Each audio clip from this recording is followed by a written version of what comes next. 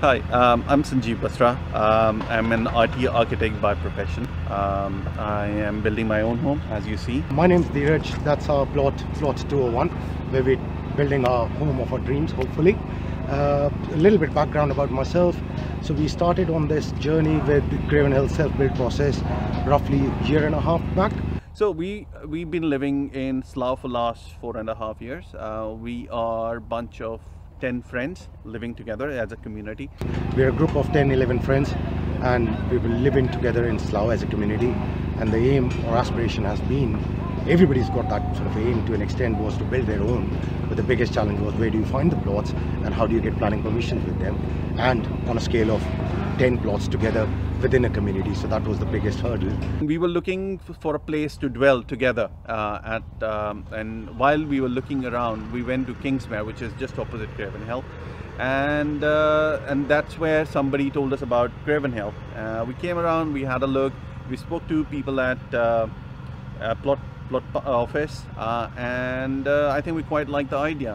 When we found out about Graven Hill, that sort of was the perfect environment for all the boxes that we were looking to tick. It gave us the plot, gave us the opportunity of building our homes to our individual tastes and aspirations, and still being together. If you look at the greenery around this place, you know, it's a new kind of concept coming up in Bicester. And Bicester is the garden village of England, so you know it's going to be a fine place to live. We did initially went on the journey of designing our houses using the timber frame model, but after sort of 3 or 4 months of investing our time and effort into it, we were coming across, one, the cost challenges, and two, what the timber frame itself would allow you to achieve because of the open spans we wanted within the house. Then we started considering other materials, spoke to our architect, and he came up with the suggestion of using ICF. We started off with timber, but then gradually we moved to ICF. We found that to be much more robust, thermally efficient, which is a bit more sort of thermally efficient, much quicker to build, and gives you the flexibility of achieving the design that you're trying to get. It's one of the modern methods of construction, so it can build houses rapidly. So in 3 weeks time, I've got my ground floor up, and we are looking to start with our first floor very soon. I think the key thing is to nail down the sort of details of your house, because if you are trying to obviously amend things at a later stage, that costs quite a lot of money. Because we obviously, like I said, initially went down the timber frame and then identified that, you know what, it cannot be achieved what we want with that system. So having an understanding of what a particular building system will lend in terms of what design aspirations you have. The other one would be sorting out your finances at quite an early stage, because we came along with a big stumbling block with the building society in terms of the lending process, and that took almost 3 months to resolve, and that can delay or derail your plans to an extent and put the stress which you really don't need with all this going around. Yeah, I think top tips for any self-builder before the starting is, I think they need to do some groundwork, what they want to do, how do they want to achieve it. I know it's exciting to be impromptu, but again, if you have done your groundwork beforehand, it kind of also let you answer certain questions that may come your way, which you may not even have thought. So if you haven't thought about it, that may kind of cause you delays, or that may, if you don't have the answers. Yes, again, if you're taking it slow, fair enough, but if you want to go on a rapid pace, probably doing that due diligence early on is very important.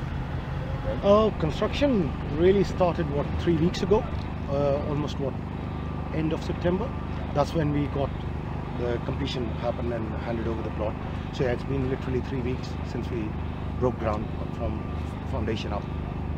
I think the biggest challenge has been understanding the process, because there were things which we learned as we went along. So it's been a learning journey where we thought that things can be done fairly rapidly, but then they take their own sweet time. And again, going through the process also took time. You know, we were hoping to get our planning permission very early because we knew that we were going, but again, it took us 9 weeks.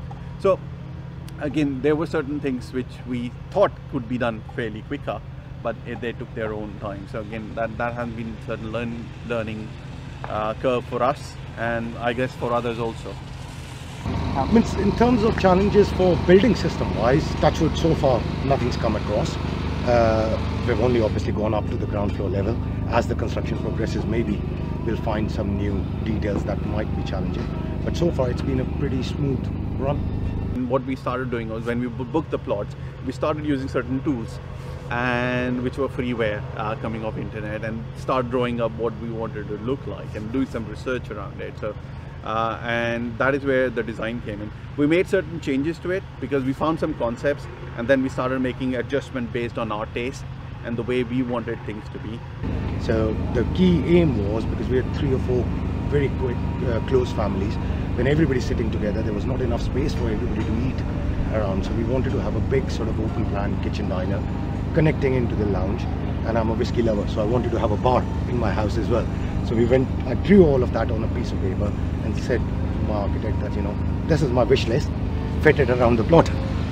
I wanted a balcony so that, you know, I can enjoy the hill view with having a cup of tea. So again, those are certain choices we made out of it. I didn't want it, you know, a very straight flat roof, or I didn't want it, so there was a bit of different curves which I added to the house, just to kind of reflect my personality. And again, it's also putting entrance not on the front but on the side, so that, you know, I am getting out of my car and I'm straight away going into the house, right? So it's having my parking below the balcony. My wife always keeps on saying is, you design it, we agree with the architect, everything is done, and then you come and tell me that this is what is happening. Because, and again, to be fair on her, she's left it to me saying that it's your baby, just do whatever you want. So this is going to be a smart home. We are looking at certain options of having mood lighting, integrated sound system, security cameras, and so on. So they'll all be connected. Also, I've got an aquarium in the house, so which will be between my lounge and my dining area. So again, something yeah, interesting to look forward to.